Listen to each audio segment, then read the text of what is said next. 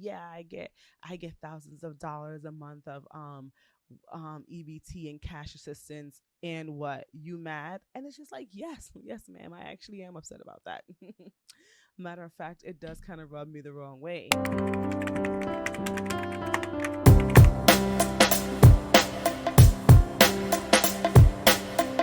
Welcome back to my channel. My name is LaShawn, and this is Poly Talk.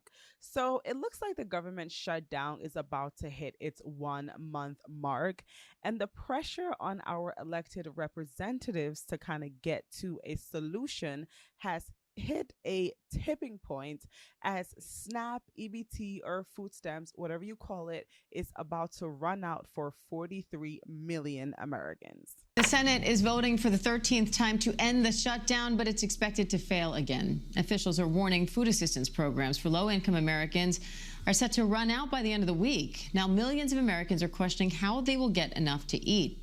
Let's bring in ABC's Jerry O'Brien on Capitol Hill and business reporter Alexis Christoforous for more on that. So, Alexis, how big is the impact here if SNAP benefits run out? It could be devastating. In fact, I saw this one quote from the CEO of Hunger Free America. He says, "We would have the greatest hunger catastrophe in this country since the Great Depression." When you look at the sheer numbers, Diane, about 42 million people on SNAP benefits, formerly known as food stamps. More than 62% of those live in households with children. 37% include older adults, people with disabilities, veterans. And a misconception here is that people on SNAP benefits don't work. A large number of them do. They're families that go out to work and try to make ends meet.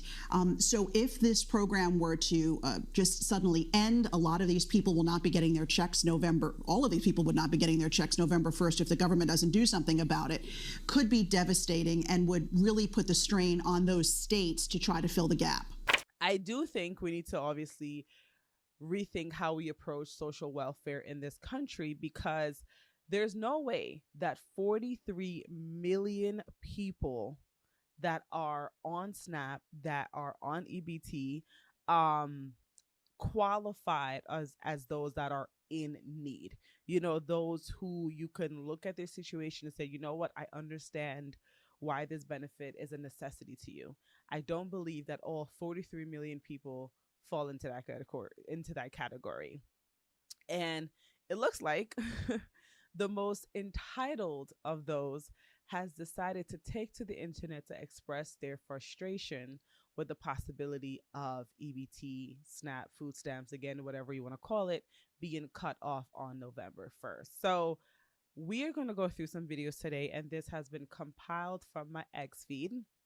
Some of these videos I'm sure you've seen before, and they, I think, really encompass the justified criticism of our social welfare services as they currently are. Before I continue, there's going to be a lot of cursing in these videos, so if you have small children nearby, go ahead and get them out the room.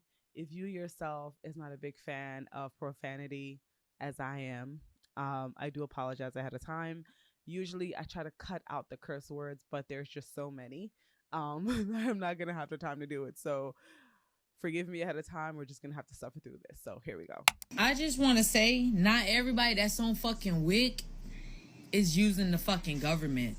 Bitch, I'm a college fucking student. Yes, I need fucking WIC. Bitch, college is expensive. I'm going for social working. So I actually am a college student. I'm doing what the fuck I need to do. And yes, I use WIC. What's wrong with that? But to be saying y'all gonna cut off fucking WIC when that's the only thing babies can eat is fucking milk, and y'all know milk is expensive as fuck, is wild to me. It's wild as fuck to me. When these motherfuckers out here making $30 million. It's motherfuckers out here making hella fucking bread. Billions of dollars on OnlyFans. And y'all give these motherfuckers money? Bitch, you don't need $30 million to survive.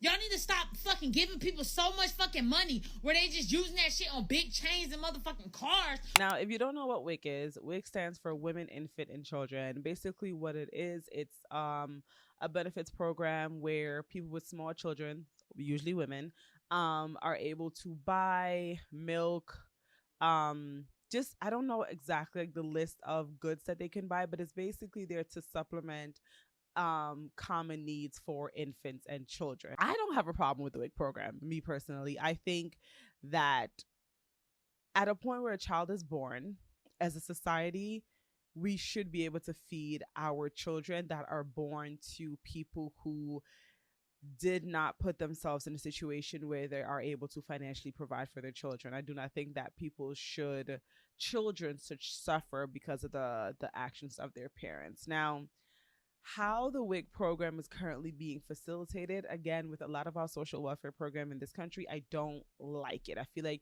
the criteria for receiving these benefits needs to be a bit stricter. Regarding specifically what that woman was saying about people making millions and millions of dollars, it's just like, listen, sis, I don't care if I make 300 billion gazillion dollars. If I earn that money, it's my money. You don't get to tell me what to do with my money. If I want to spend it on Chinese food and ice cream for the rest of my life, that is my prerogative. And I think that's what a lot of people in these situations don't understand. It's different when you are just getting money from daddy government and when you're earning it. I can do whatever I want with my earned money. I don't have to give it to you. I could, out of the goodness of my heart. The federal government forces me to do it via taxes. But whatever I want to do with the rest, that's my prerogative. And this is a problem.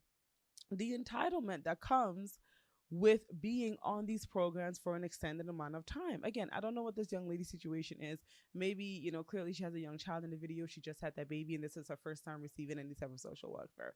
Could be the situation. But, and we're going to see this a bit later, that's not the case for a lot of people. It's been years and years and years, sometimes decades on the social welfare program. And it gets to the point where you feel like you are entitled to other people's money.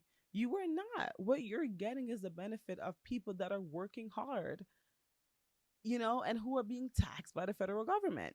There is nothing wrong with someone being on food stamps, okay? Y'all are highly mistaken to sit there and criticize someone for getting the help that they need for their family. And y'all keep coming for me because I've been on food stamps for the past 15 years. You do realize that I qualified for food stamps because of my income, right? Because I don't have any income. I haven't had income in the past 15 years, and I have been able to have my bills paid, my food paid for, and I'm in Section 8 housing, okay? These are all programs that I'm entitled to because I do not make enough, okay? So before you go and pass judgment on someone, realize that everyone's life situation is not going to be the same as yours. Okay, you might work 40, 50 hours a week and you might have income coming in, but there's people like me out here who don't have anything to their name that have to rely on these programs because they don't have jobs. What do you expect us to do? There goes that word again, entitled to. You're not entitled to that. You will qualify for it because of your lack of income, not because of your income. You just said that you don't have any income. And the fact that this is allowed in the system that we currently have for someone to be on, social welfare for 15 years, not working for 15 years. Now, maybe this woman has some type of medical condition that prevents her from being able to get a job. I don't think that's the case, judging from that video. But the fact that she has been able to do this for 15 years and is saying that she's entitled to it, you are not entitled to it, darling. You are blessed enough to live in a country that provides for you.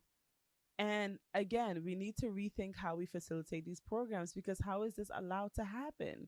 15 years is nuts. Every single time I see a video like this, I'm like, bro, this is working class rage bait, no doubt. Because if you are a hardworking taxpayer, right, and you look at your paycheck, I was just looking at my pay stub today, hundreds of dollars gone, federal income tax. I didn't even get a choice before they took it away.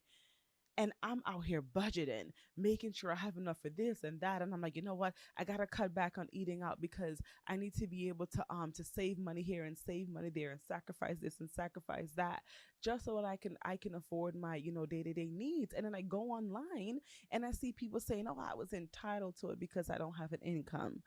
Ma'am, I feel like if anybody is entitled to it, it's people like me that do have an income, that are willing to work, that just sometimes need a little bit of extra help.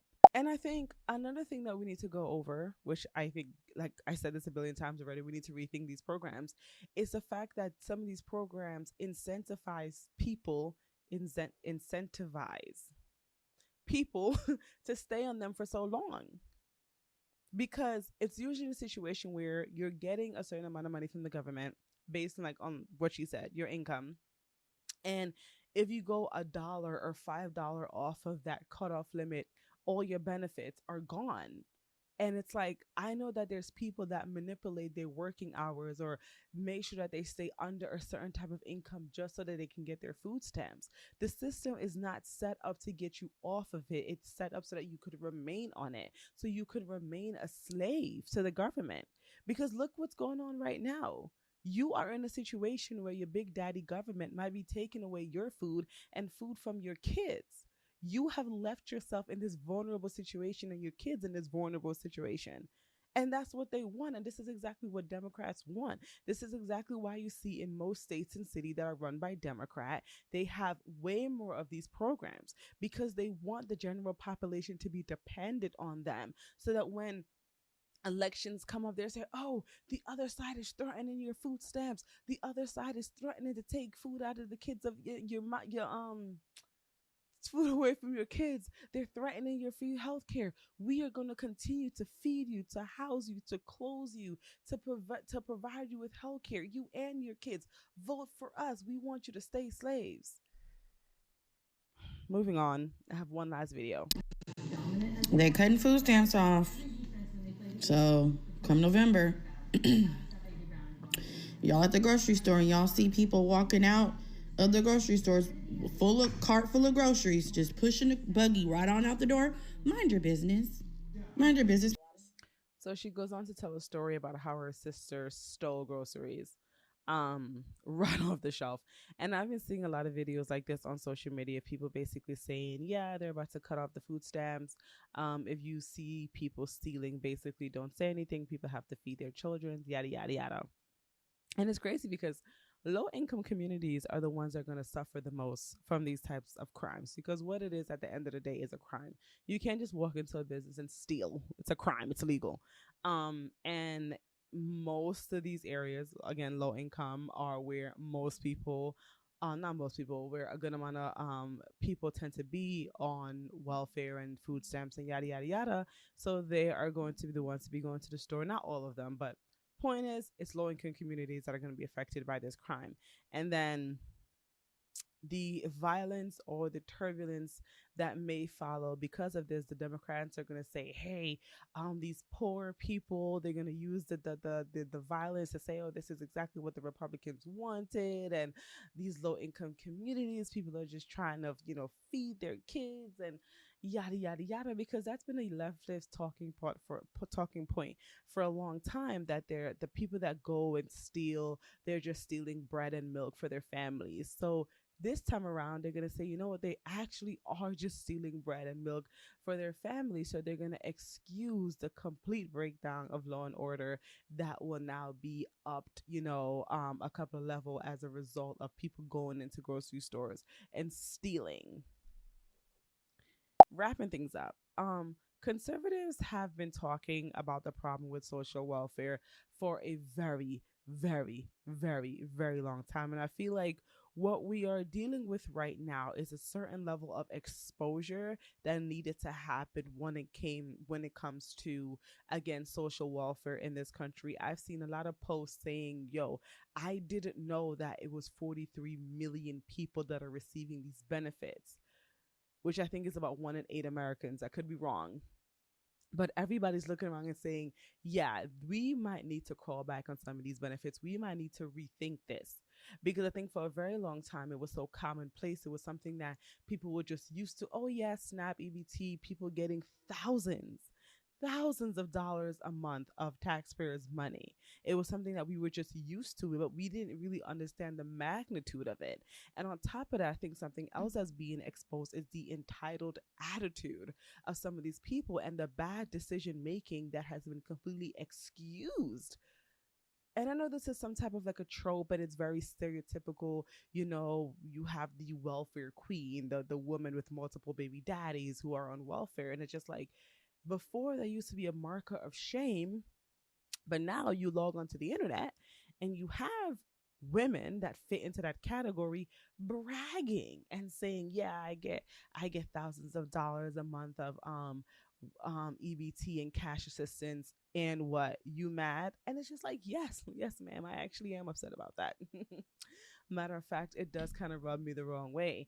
And I think a lot of people are starting to shift their perspective on the Democrat Party, social welfare, how we facilitate it in this country, and how we need to seriously rethink this system. Now, as per the shutdown itself, I honestly truly don't know how this is going to play out, because on one end, it doesn't seem like either party are going to budge. It doesn't look like the Republicans have any intentions of budging on this. The Democrats, I feel like, because they've dragged this on for so long, they're going to continue to drag it out to kind of prove to their voters that they're fighting.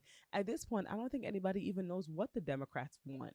It's been so long that people are like, yo, why y'all mad again?